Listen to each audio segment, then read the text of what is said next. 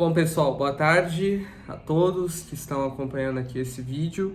Esse vídeo que é a última parte, em continuidade à sequência de vídeos de estudos sobre o Seminaverb. Eu queria começar esse vídeo, na verdade, pedindo desculpas um pouco pela voz, porque a voz está bastante fanha hoje, por conta da mudança de temperatura que aconteceu aqui na cidade. Mas estamos aqui para concluir, então, essa discussão que nós começamos.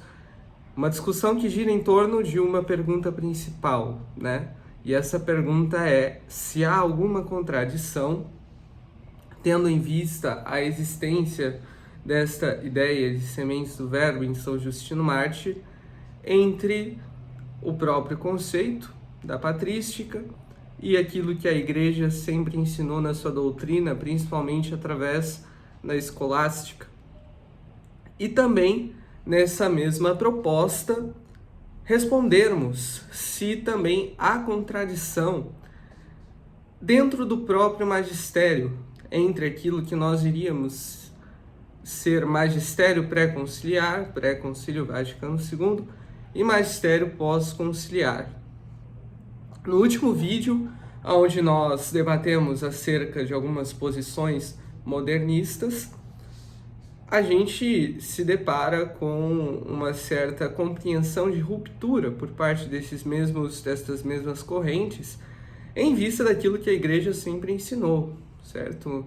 Tanto no âmbito de uma confusão entre ordem natural e ordem sobrenatural, mas também de ataque direto, ao extra ecclesiam nulla salus, que sempre foi defendido pelo magistério, sempre foi ensinado pelo magistério infalível da Igreja. E, bom, existe um ataque direto, a esta concepção que a Igreja sempre defendeu, que a Igreja sempre ensinou.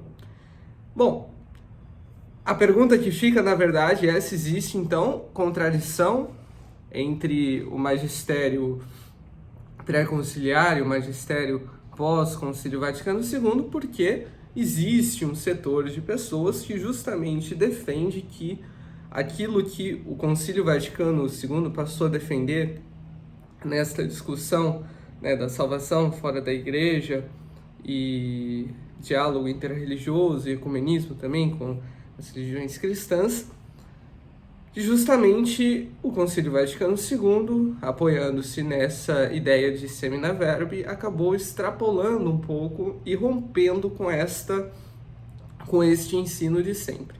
Bom, é isso que nós vamos ver aqui, então, nesta terceira parte, essa terceira resposta a respeito de outras doutrinas. Vamos começar, então, a leitura e eu vou parando o texto, se for necessário comentar.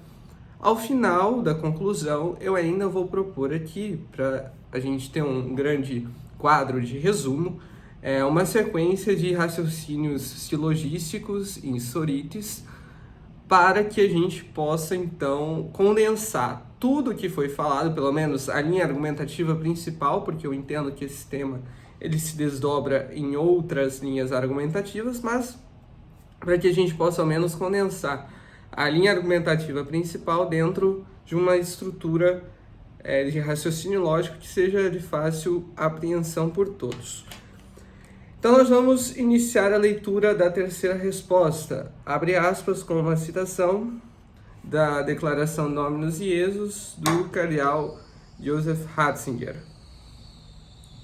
Antes de mais, deve crer-se firmemente que a Igreja peregrina na terra é necessária para a salvação.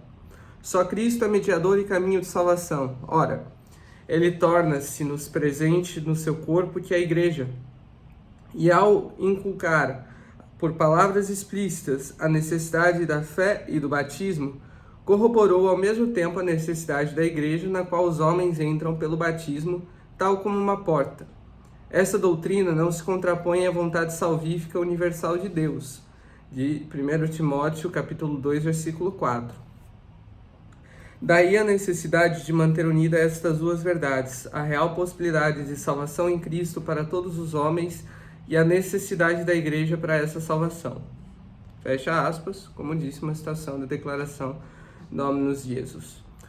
O grande problema que se põe atualmente é que, em favor de um suposto diálogo ecumênico interreligioso, muitos se apoiam na doutrina da semente do verbo para afirmar uma fraternidade universal de todas as religiões em Cristo, tanto cristãs quanto não cristãs, cooperando para o bem comum e colaborando para a paz.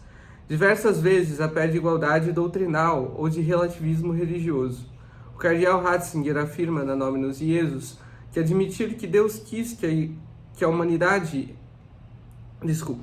O cardeal Ratzinger afirma na Dominus Jesus que admitir que Deus quis que a Igreja por Cristo fundada fosse um instrumento de salvação para toda a humanidade em nada tira o respeito pelas outras religiões do mundo.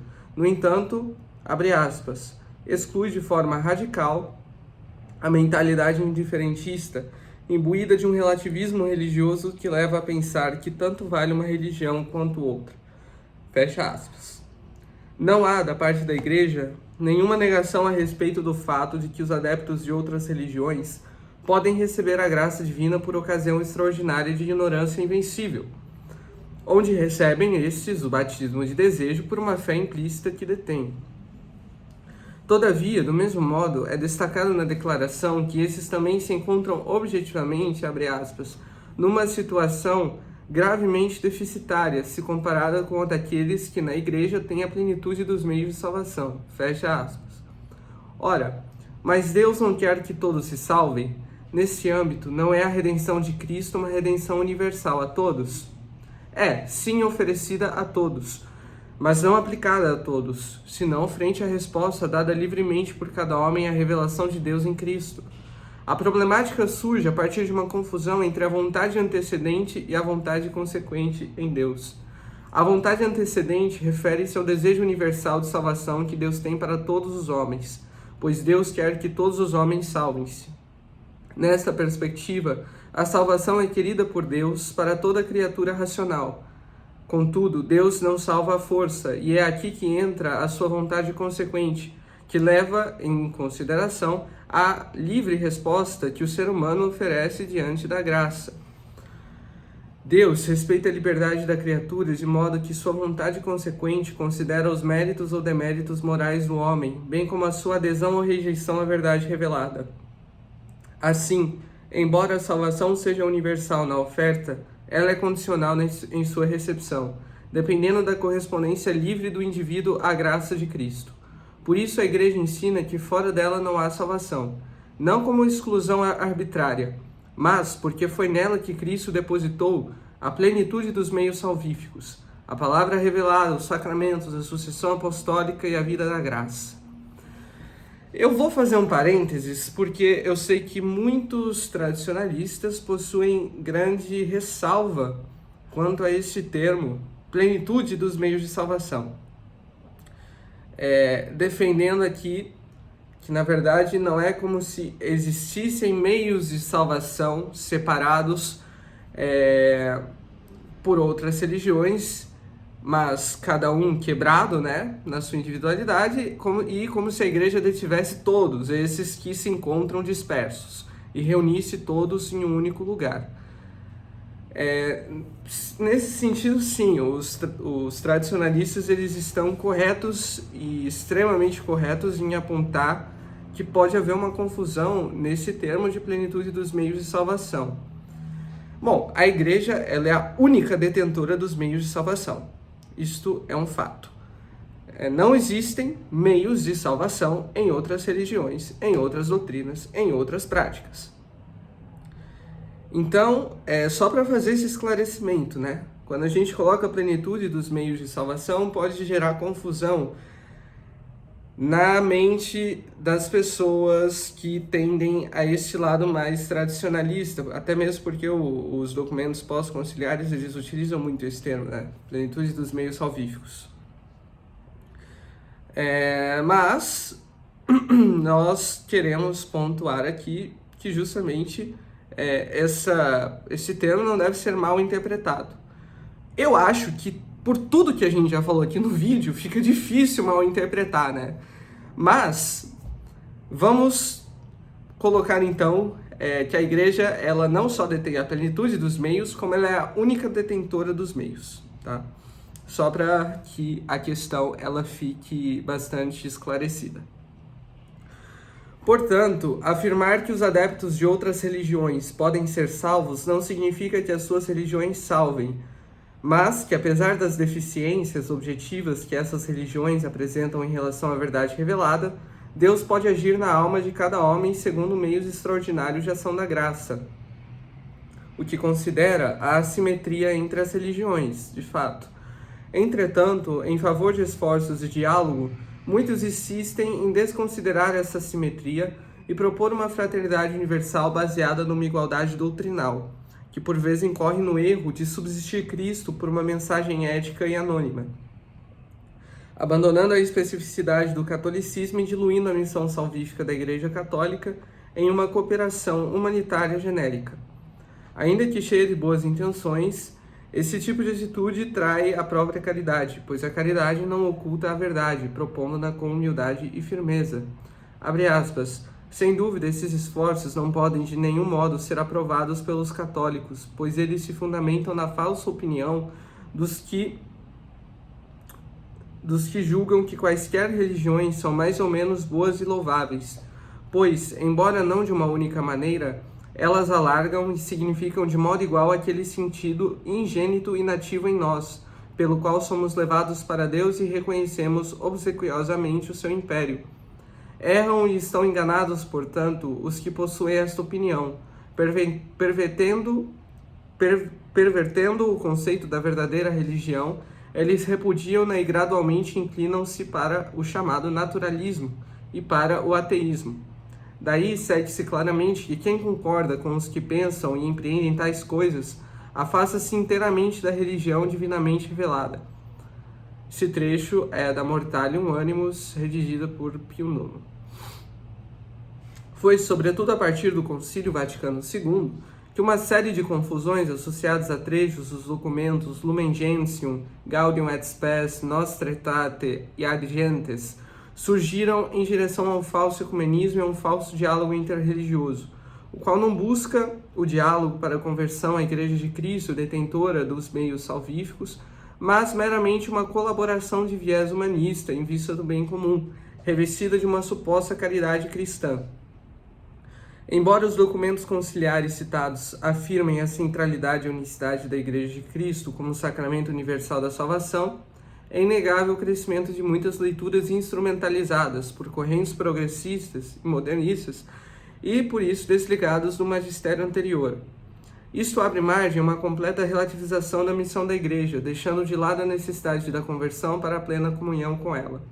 Um diálogo como esse já não se orienta pela caridade missionária, nem pela preocupação com a verdade revelada, mas segue por uma lógica puramente horizontal, centrada na colaboração interreligiosa por causas sociais ou humanitárias.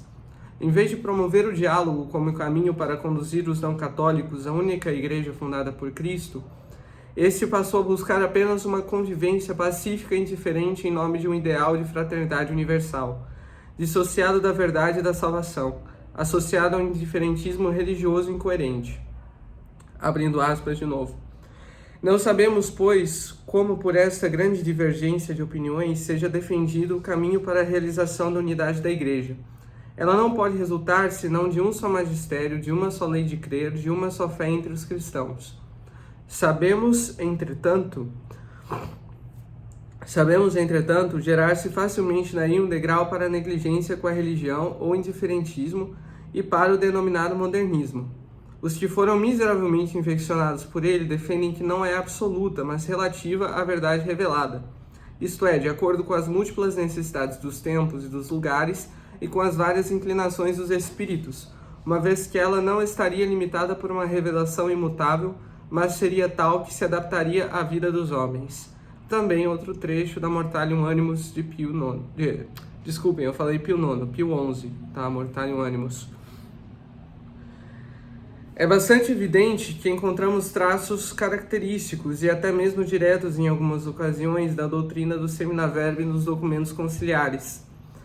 Como a tendência modernista inoculada em muitas das correntes teológicas atuais sempre foi de um retorno à patrística em detrimento de uma total independência em relação ao tomismo e à escolástica, surgem interpretações bastante dúbias e estranhas à doutrina sagrada. Na Gaudium et Spes 36, por exemplo, o concílio reconhece que as realidades terrenas do mundo, a ciência, a política, a economia, a cultura, etc., elas possuem estruturas próprias, as quais podem e devem ser estudadas e organizadas segundo a sua própria racionalidade interna. Isso significa que, por exemplo, um físico pode estudar as leis da natureza, ou um político pode governar com base na razão natural e no bem comum, sem depender diretamente de revelações sobrenaturais. Porém, o mesmo condena a ideia de que as criaturas sejam absolutamente independentes de Deus, como se pudessem existir e realizar o seu fim último sem referência a ele, incorrendo no chamado secularismo. É nesse contexto de condenação ao secularismo que surge a seguinte afirmação no 36, da Gaudium et Spes. Abre aspas. Se, porém, com as palavras autonomia das realidades temporais se entende que as criaturas não dependem de Deus e que o homem pode usar delas sem ordenar ao Criador, ninguém que acredite em Deus deixa de ver a falsidade de tais acertos, pois sem o Criador a criatura não subsiste. De resto, todos os crentes de qualquer religião sempre souberam ouvir a voz e a manifestação na linguagem das criaturas, a voz de Deus. Assim, antes, se esquece Deus, a própria criatura se obscurece. Vamos lá. Qual o trecho problemático? Todos os crentes de qualquer religião sempre souberam ouvir a voz de Deus e a manifestação na linguagem das criaturas. Sem dúvidas, o trecho acima ele pode dar margem a leituras ambíguas quando falamos em relativismo religioso. De fato, Deus manifesta-se na criação, e essa manifestação pode ser percebida por todos os homens, mesmo que sem a revelação. E aí, isso sim está em conformidade com as Escrituras, quando as mesmas dizem, lá em Romanos 1:20, as coisas visíveis dele, isto é, o seu poder eterno e a sua divindade, depois da criação do mundo, compreendendo-se pelas coisas feitas, tornaram-se visíveis, de modo que são inexcusáveis.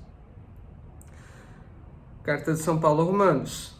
E também em conformidade com o que escreve Santo Tomás de Aquino. Deus é conhecido pelos fantasmas que dos seus efeitos apreende o conhecimento natural. Suma Teológica, primeira parte, questão 12, artigo 12.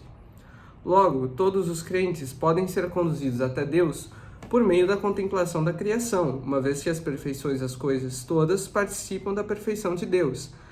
E só por isso são perfeições, porque Deus é a própria perfeição.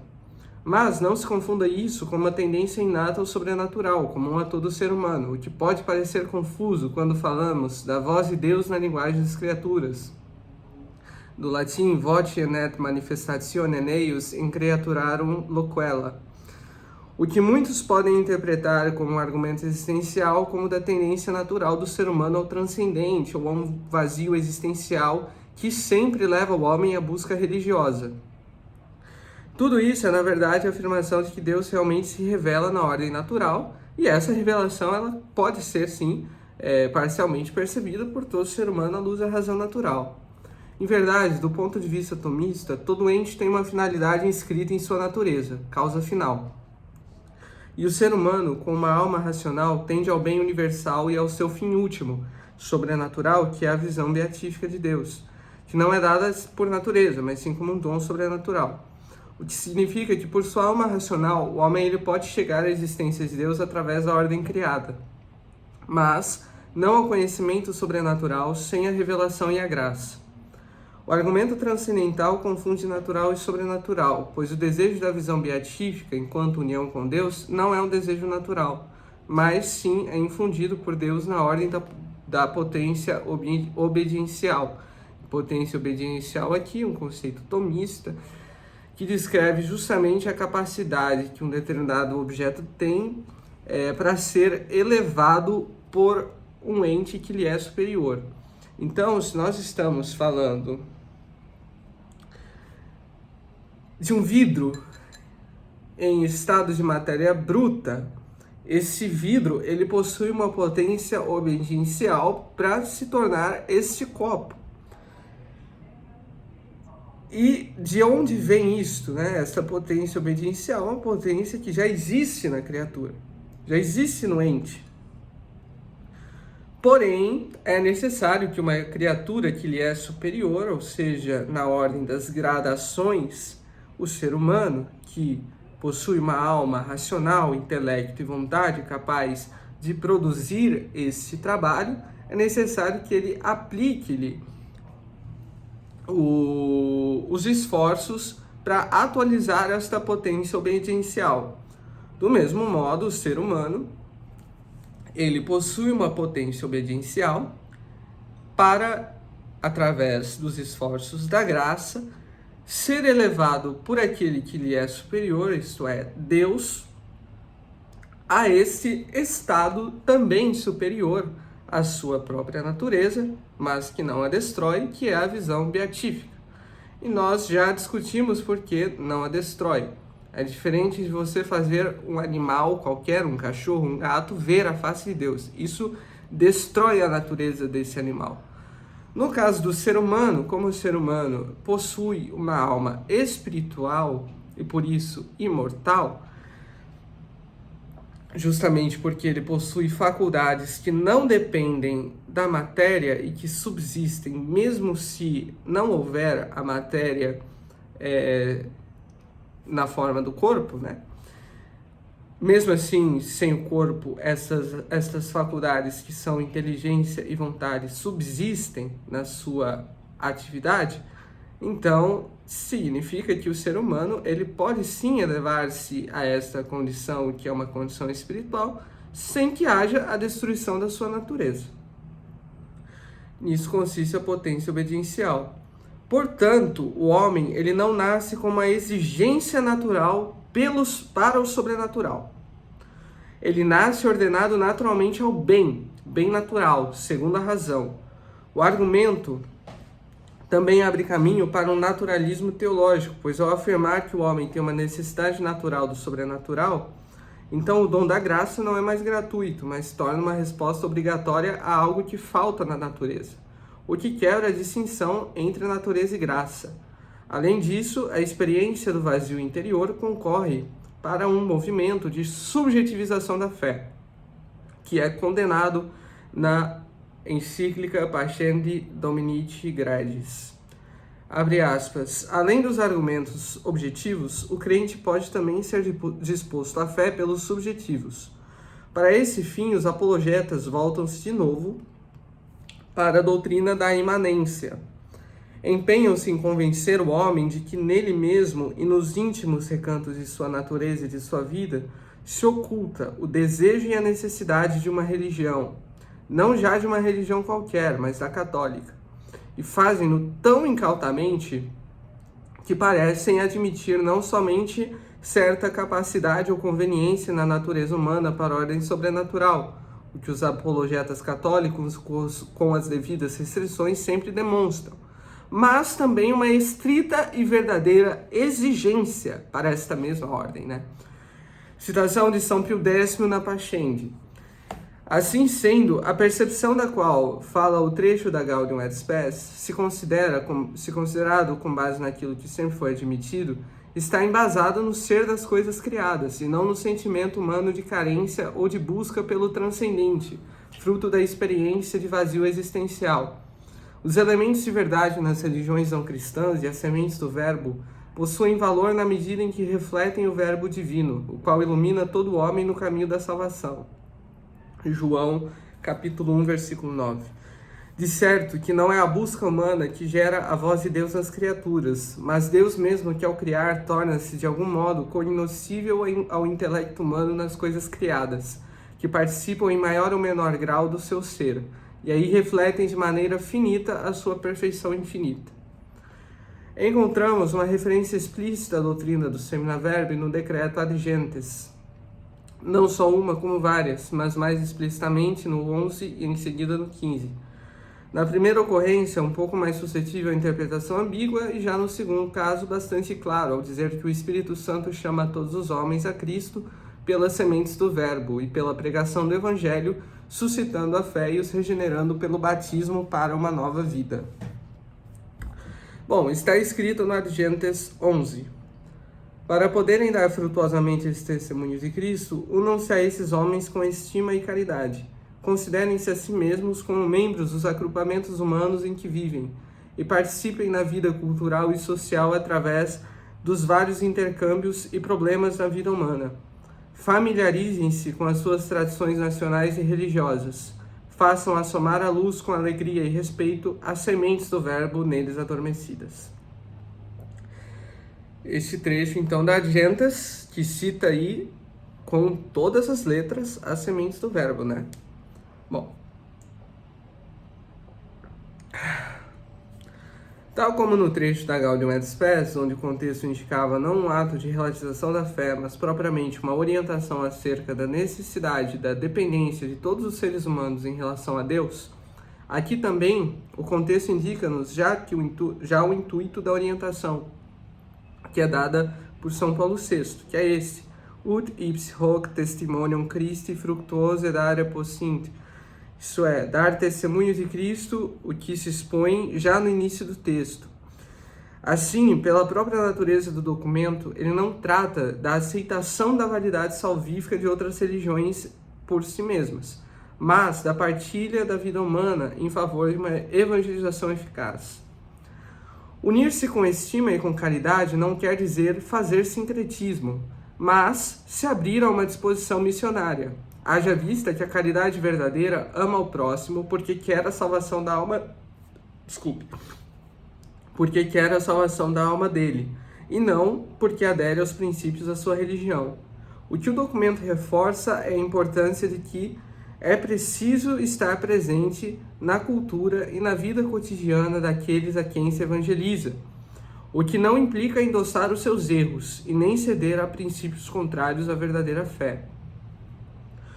O mesmo também encontra respaldo nas Escrituras, pois quando São Paulo dirigiu-se para falar aos gregos no Areópago, serviu-se da religiosidade daquele povo para pregar a existência de Deus, não apenas referindo-se ao Deus desconhecido que eles adoravam, abrindo aspas, porque indo eu passando e vendo os vossos monumentos sagrados, encontrei também um altar sobre o qual estava escrito ao Deus desconhecido, aquele, pois, que vós adorais sem o conhecer, esse eu vos anuncio, em Atos 17, versículo 23, mas também faz referência direta aos poemas gregos, abre aspas, no versículo 28, porque nele vivemos, nos movemos e existimos, como até o disseram alguns dos vossos poetas, somos verdadeiramente da sua linhagem. Fecha aspas. Trata-se da caridade sem diluição da verdade, uma legítima postura frente às outras religiões, como diz a Mortalium Animus e Pio XI. Ninguém ignora, por certo, que o próprio João, o apóstolo da caridade, que em seu evangelho parece ter manifestado os segredos do coração sacratíssimo de Jesus e que permanentemente costumava inculcar a memória o mandamento novo, amai-vos uns aos outros, vetou inteiramente até mesmo manter relações com os que professam de forma não íntegra e incorrupta a doutrina de Cristo. Se alguém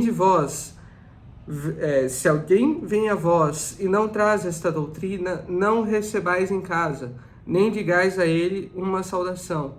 Isso vem de 2 João, capítulo 10. Pelo que, como a caridade se apoia na fé íntegra e sincera como que em um fundamento, então é necessário unir os discípulos de Cristo pela unidade de fé como vínculo principal. Fecha aspas, citação da Mortalium Animus. O trecho mais delicado do documento está, porém, quando o Ad Gentes, se serve da expressão de São Justino Mártir, sobre a qual discutimos nesse texto. As sementes do verbo, que aqui são sucedidas pelo adjetivo adormecidas, in eis latentia. O texto é claro em afirmar que outras religiões podem existir sementes do verbo, isto é, elementos de verdade ou de busca verdadeira pelo bem e por Deus. Como já afirmamos, porém, essas verdades não salvam por si mesmas, mas podem preparar o terreno para o anúncio do Evangelho, no sentido daquilo que São Tomás chamou de preâmbula fidei, que não substitui a revelação, mas que lhe serve de base ao pressuposto admitido pela razão humana. O trecho acima não afirma que as religiões salvam igualmente. Pelo contrário, reforça que não basta cultivar as tradições religiosas dos povos. É necessário que se anuncie a Cristo e que se pregue a verdade, tendo em vista o que escreveu Pio XI na Mortalium Animus. É necessário unir os discípulos de Cristo pela unidade da fé, como no vínculo principal.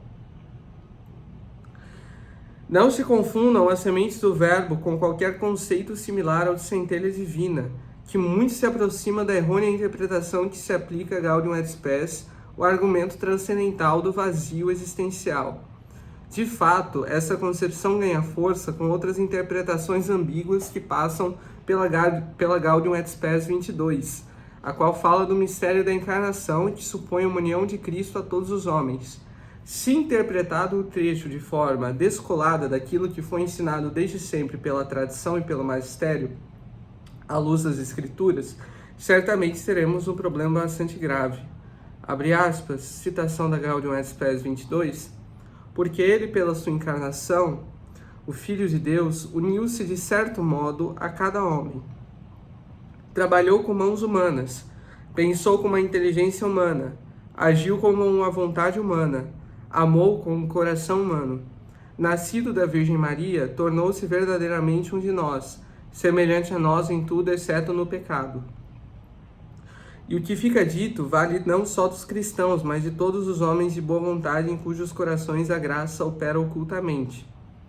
Com efeito, já que por todos morreu Cristo, e a vocação última de todos os homens é realmente uma só, a saber, a divina, devemos manter que o Espírito Santo a todos dá a possibilidade de se associarem a este mistério pascal, por um modo só de Deus conhecido. Bom, bastante delicado, né? Primeiro ali, uniu-se o Filho de Deus de certo modo a cada homem. O que isso quer dizer? De certo modo. É como se a gente estivesse pisando em ovos, né? E o que fica dito vale não só dos cristãos, mas de todos os homens de boa vontade em cujos corações a graça opera ocultamente. A vocação última de todos os homens é a divina, e o Espírito Santo dá a possibilidade a todos de se associarem ao mistério pascal, por um modo somente por Deus conhecido. Se entendido que Cristo, de fato, uniu a natureza divina à natureza humana de maneira universal e não pessoal, com isso é de se supor que a graça santificante ela esteja agindo em todas as pessoas no âmbito da justificação, o que seria entendido como uma operação oculta da graça nos corações dos homens de boa vontade. À luz da sagrada doutrina, isso não se sustenta, pois a encarnação não fez com que todos os homens, a partir de então, estivessem automaticamente em estado de graça, plenamente justificados. Na verdade, a união de Cristo com a humanidade é ontológica e objetiva, não uma união salvífica com cada pessoa. E aqui a gente destaca, né, esse termo, de certo modo, por modo, é vago e precisa ser lido à luz da cristologia clássica, a fim de evitarmos qualquer erro. A união demonstra uma solidariedade com a humanidade. Revela um imenso amor misericordioso de Deus, que vai até cada homem para lhe oferecer a vida eterna, fundamentando a possibilidade de redenção universal, mas nunca assegurando uma aplicação individual automática e indiscriminada da graça.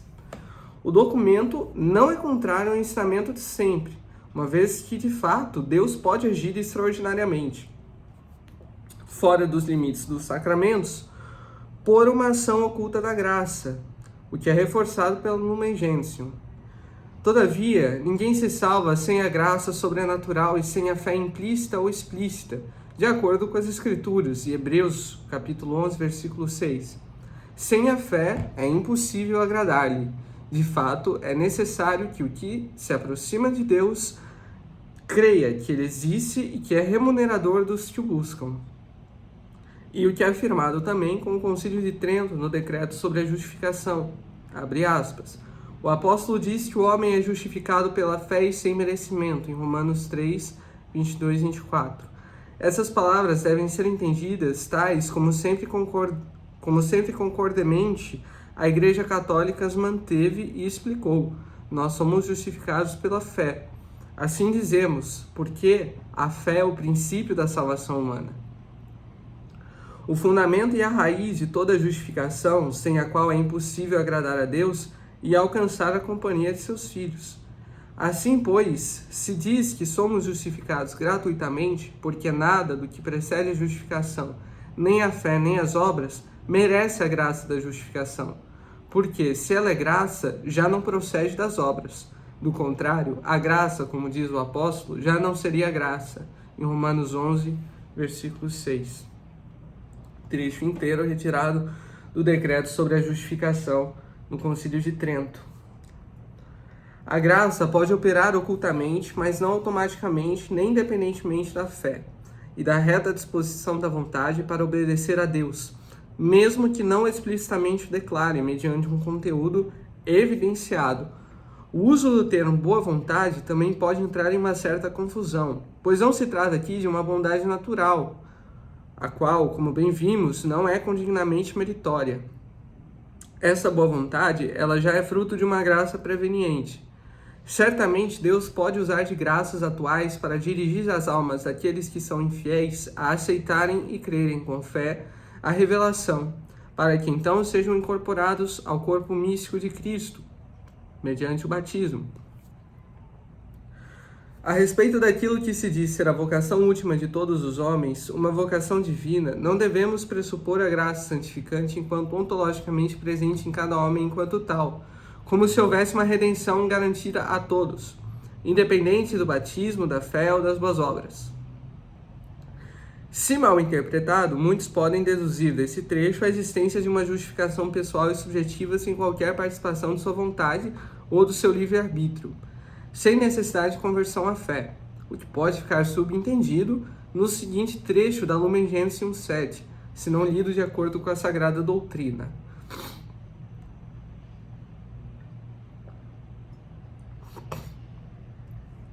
Assim diz Lumen Gentium 7.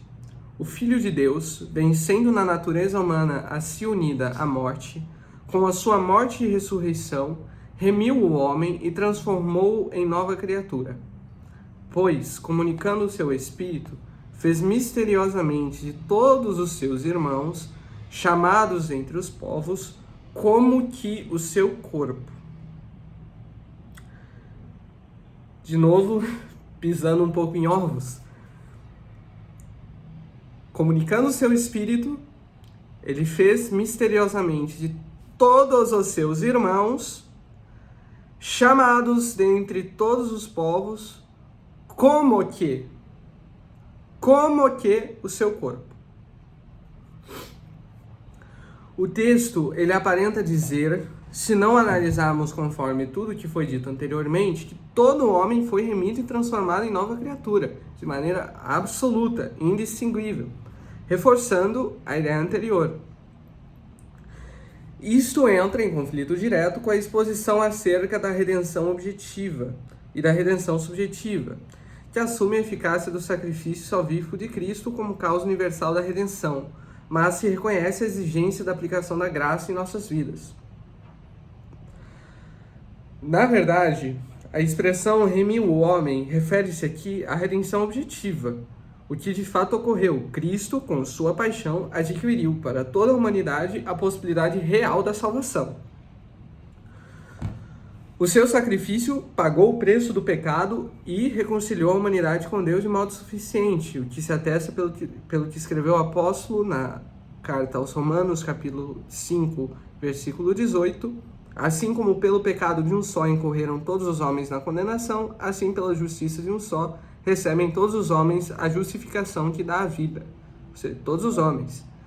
A nova criatura é o homem justificado, regenerado pela graça santificante, que se dá ordinariamente pelo sacramento do batismo.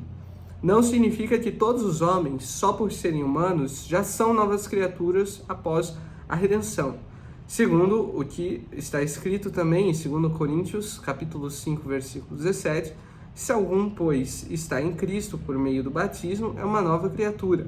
Passaram as coisas velhas, eis que tudo se fez novo.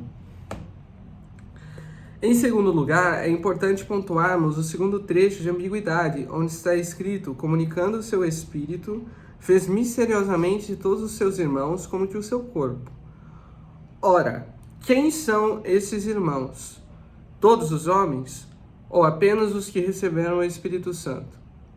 A expressão tanquam corpus sum miscite constituit, de fato, é bastante confusa, pois não quer dizer que todos os homens são de fato o corpo místico de Cristo, mas que Cristo os constituiu como que, tanquam, o seu corpo. A fim de tentar resolver essa confusão do tanquam, vamos inicialmente nos reter ao que está escrito no começo. Comunicando enim spiritum sum. Comunicando enim spiritum sum. Existe uma condição precedente para se fazer de todos os seus irmãos. Quem são esses todos, afinal? Pressupõe-se, com base nisso, que todos aqueles que livremente receberam o Espírito Santo comunicado. Por que se pressupor uma resposta? Porque o próprio documento usa o termo convocatus, isto é, estes que foram feitos irmãos foram chamados entre os povos, eleitos. E se houve um chamado pela graça, deve haver uma resposta de fé e de conversão. Isso está em plena consonância com as escrituras que dizem, em Romanos 8,14, porque todos aqueles que são conduzidos pelo Espírito de Deus são filhos de Deus.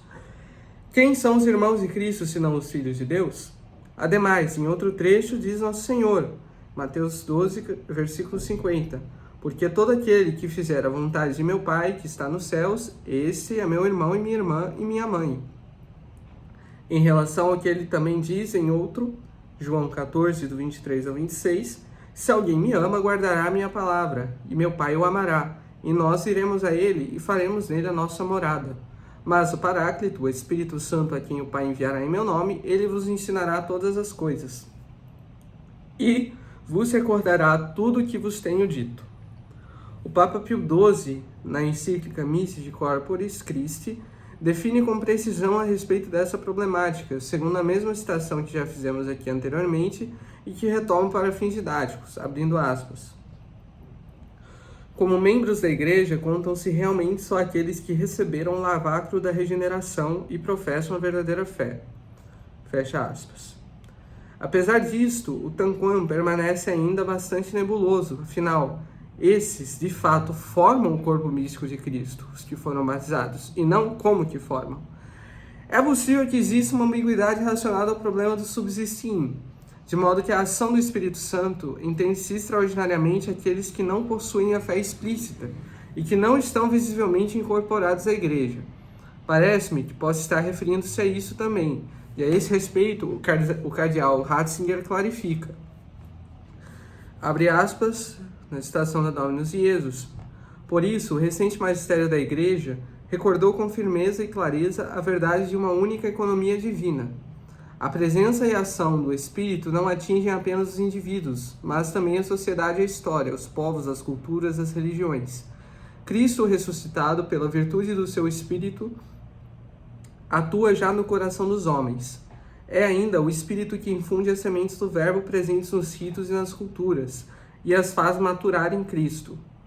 Embora reconhecendo a função histórico-salvífica do Espírito em todo o universo e na inteira história da humanidade, o magistério, todavia, afirma que esse Espírito é o mesmo que operou na encarnação, na vida, morte e ressurreição de Jesus e opera na Igreja.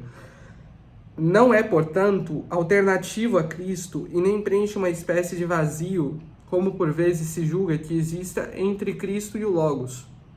O que o Espírito realiza no coração dos homens e na história dos povos, nas culturas e religiões, assume um papel de preparação evangélica e não pode deixar de referir-se a Cristo, Verbo feito carne pela ação do Espírito, a fim de, como homem perfeito, salvar todos os homens e recapitular em si todas as coisas. Fecha aspas.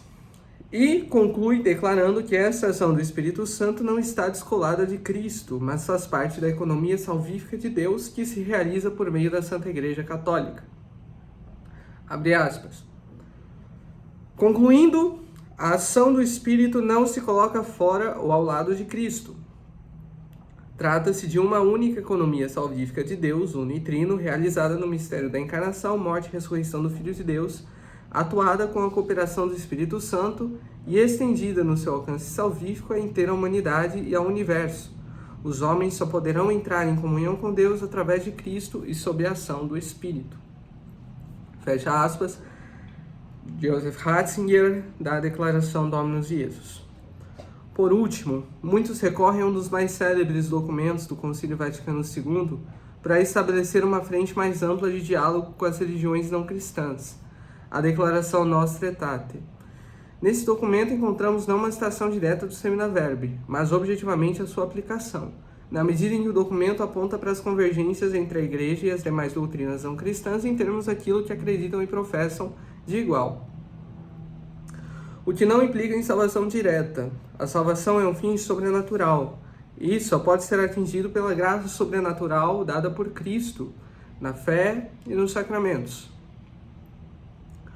Por mais pontos de convergência que existam, sobretudo na prática do bem em favor da dignidade humana, praticar o bem natural em si mesmo não é suficiente para alcançar a salvação eterna, de tal modo que agir moralmente bem ou conhecer certos aspectos a respeito de Deus e das realidades transcendentes não insere absolutamente ninguém em Cristo no sentido salvífico propriamente dito. Dizer que outras religiões estão em Cristo em detrimento das sementes do Verbo que possuem e que as inclinam a buscar o bem é um grande equívoco que se dá na esfera ontológica. No sentido sobrenatural, estar em Cristo significa estar em estado de graça, unido à Igreja, crendo na verdade revelada, o que se confirma pelo seguinte escrito da Suma Teológica da terceira parte, questão 8, artigo 5. Por isso, pela eminência da graça que recebeu, compete-lhe distribuir essa graça aos outros, o que se inclui na ideia de chefia. A graça pessoal que justifica a alma de Cristo é essencialmente a mesma pela qual a cabeça da Igreja que justifica os outros, embora dessa difira racionalmente. Demonstrando então que Cristo, pela plenitude da graça pessoal que ele detém, se torna princípio ativo da justificação dos outros, isto é, dos membros do corpo místico. Essa chefia é uma eficaz causalidade sobrenatural, e a mesma graça que une Cristo a Deus em sua alma humana é a que o torna fonte de graça para todos os fiéis, em outras palavras, causa da justificação e da união real com ele. Esta é definitivamente a base da união mística com Cristo, uma participação real na graça que flui dele como cabeça. Cristo, enquanto homem, recebeu a plenitude da graça, não apenas para santificá-lo pessoalmente, mas também para que ele a comunique aos demais, através dos sacramentos.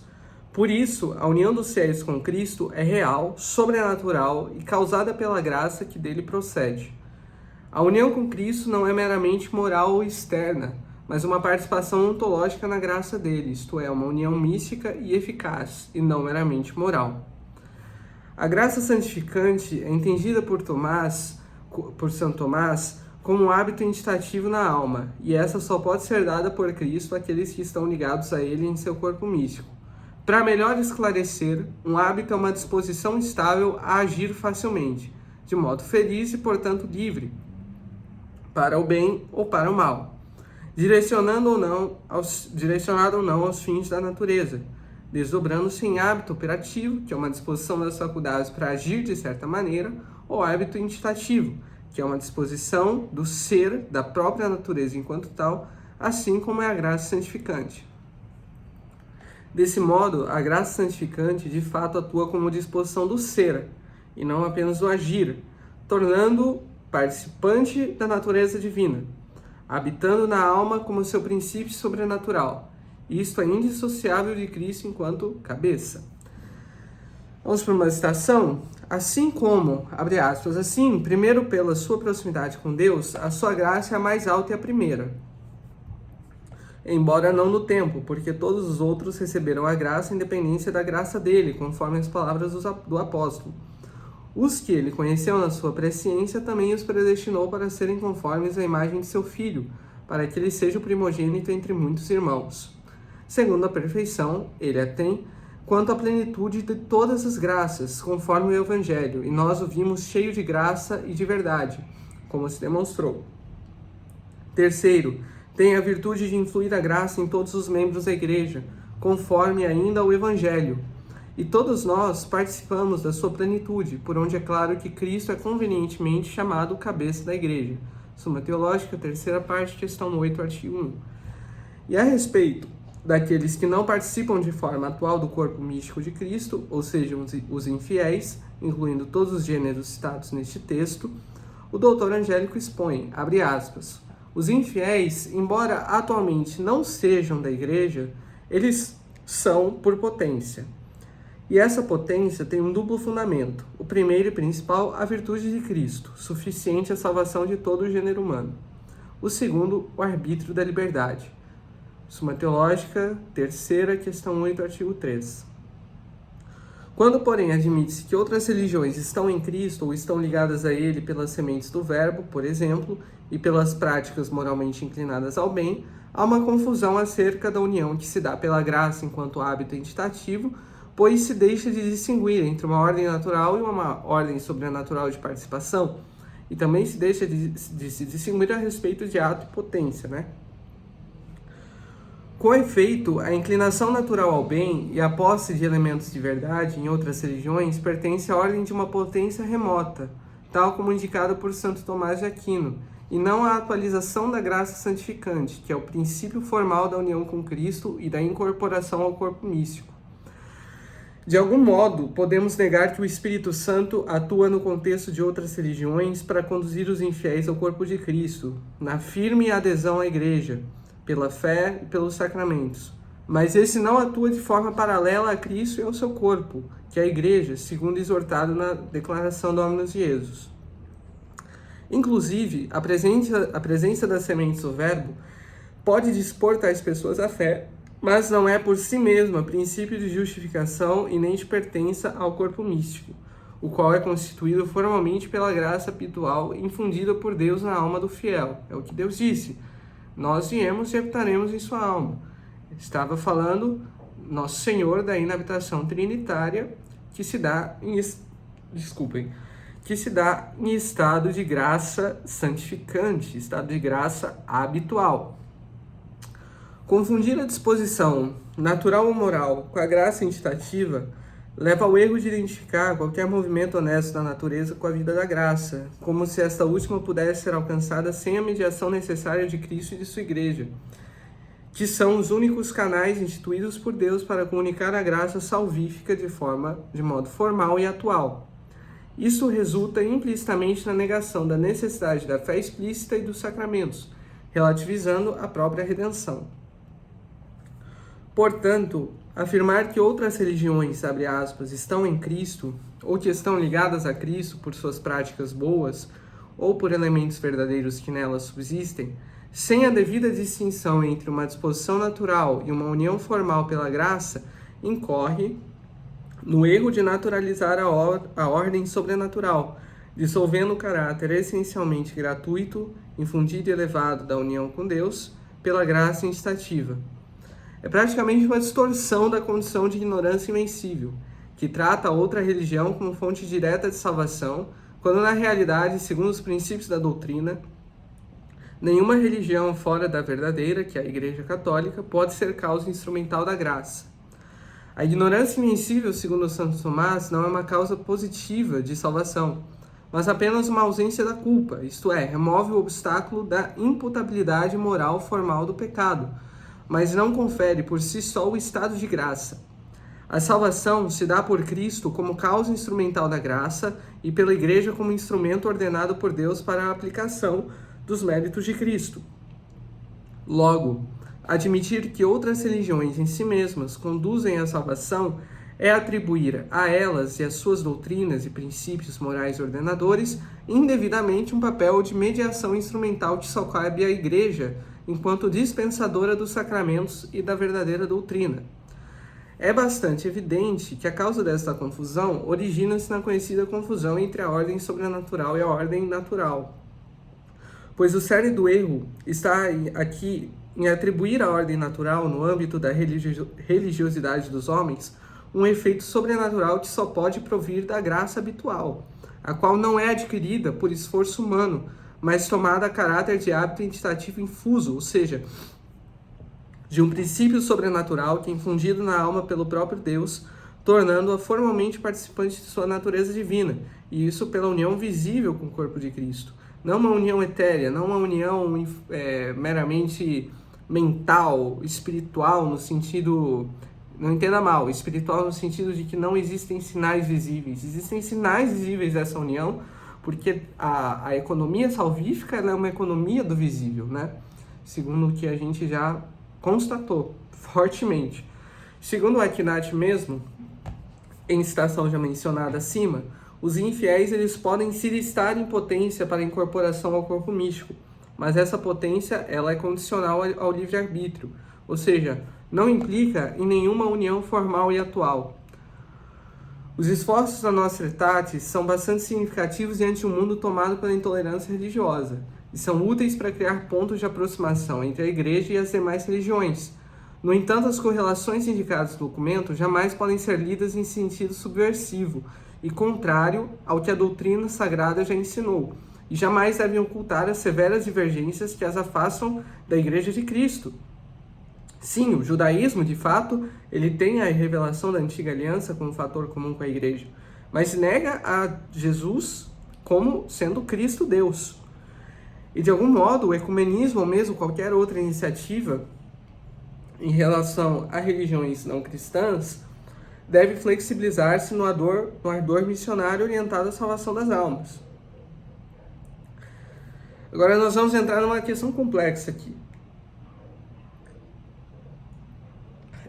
Provavelmente, dá 56 minutos de vídeo, vamos ter que dividir em duas partes esse final.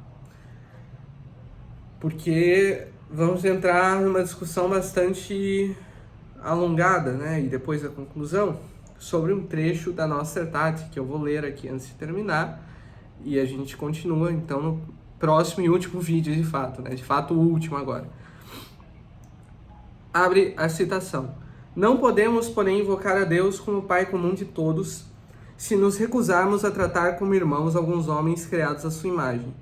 De tal maneira, estão ligadas a relação do homem a Deus Pai e a sua relação com os outros homens, seus irmãos, que a Escritura afirma. Quem não ama, não conhece a Deus. 1 João 4:8. Carece, portanto, de fundamento toda teoria ou modo de proceder que introduza entre homem ou entre povo e povo qualquer discriminação quanto à dignidade humana e aos direitos que dela derivam. A parte problemática, claramente, a primeira, não podemos, porém, invocar Deus como Pai comum de todos. Mas isso vamos discutir no próximo vídeo, que será a última parte. De fato, eu disse que isso vai ser a última, mas acabou não acontecendo. Então, na finalização, nós terminamos de discutir isso. Esta declaração, né, da nossa Tretatis, e concluímos então com o que eu já havia dito. Boa tarde a todos, até mais.